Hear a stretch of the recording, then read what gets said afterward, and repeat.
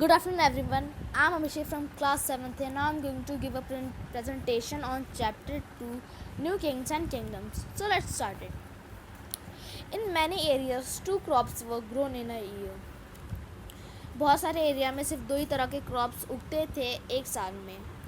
In many cases, it was necessary to water crops artificially. तो बहुत सारे cases में तो ये बहुत नेसेसरी था वाटर क्रॉप्स को खुद से उगाना.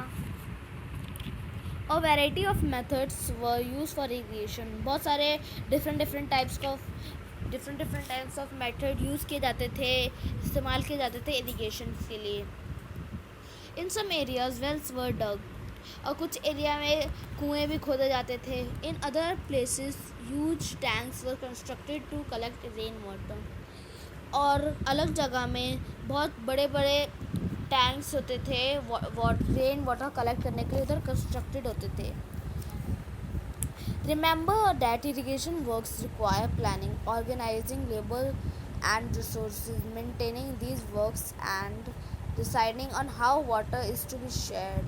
Most of the new rulers as well as people living in villages took an active interest in these activities. तो इसमें ये बताया है कि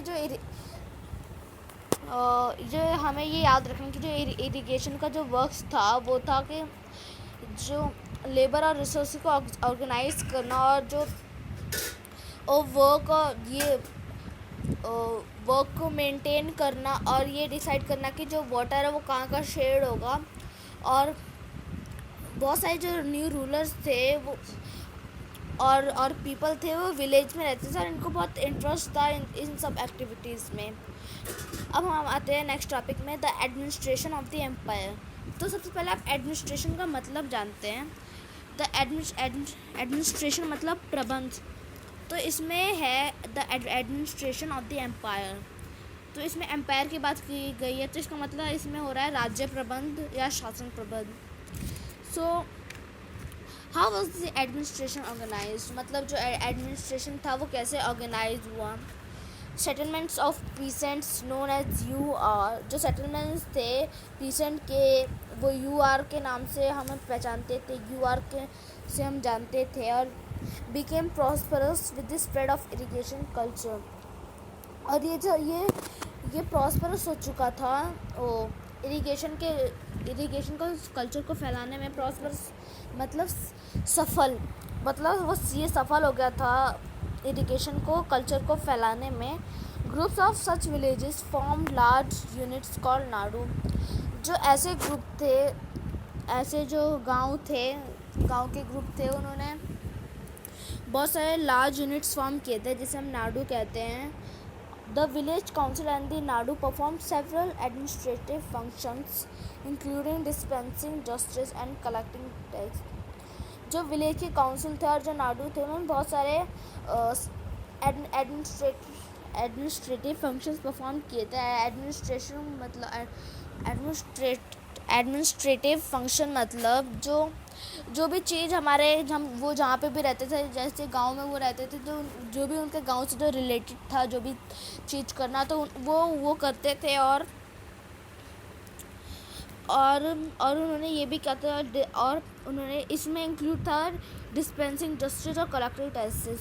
कलेक्टिव टैक्सेस मतलब टैक्स इकट्ठा करते थे और डिस्पेंसिंग जस्टिस मतलब कि वो न्याय के लिए भी लड़ते थे. Rich peasants of the Velela caste exercised considerable control over the affairs of Nadu under the supervision of the central Chola government. जो रिच पीसेंट्स होते थे वेलेला कास्ट के, उन्होंने बहुत सारे कंसिडरेबल जो उनका बहुत कंसिडरेबल कंट्रोल था जो अफेयर होते थे नाडू के अंदर. तो नाडू के अंडर जो सुपरविज़न होते थे, सुपरविज़न सेंट्रल कोला गवर्नमेंट था. उसमें the Chola kings gave some rich land owners titles like Muvendavelan, a Velan और peasant serving 3 kings Araiyar chief. और जो चोला किंग्स होते थे वो वो उन्होंने बहुत रिच, बहुत अमीर लैंड ओनर्स के टाइटल्स देते थे, जैसे मुवन डेविलेन, एक वो पीसेंट या वेलन था जो कि 3 किंग्स को सर्विंग करता था। अरे मतलब chief etc. as markers of respect and entrusted them with important office of the state at the center। और वो जो था वो उनके साथ बहुत important ऑफिस में या स्टेट के और सेंटर के उसमें उनके साथ वो रहता था। अब हम आते हैं इसमें figure point 5, a 9th century sluice get in Tamil Nadu.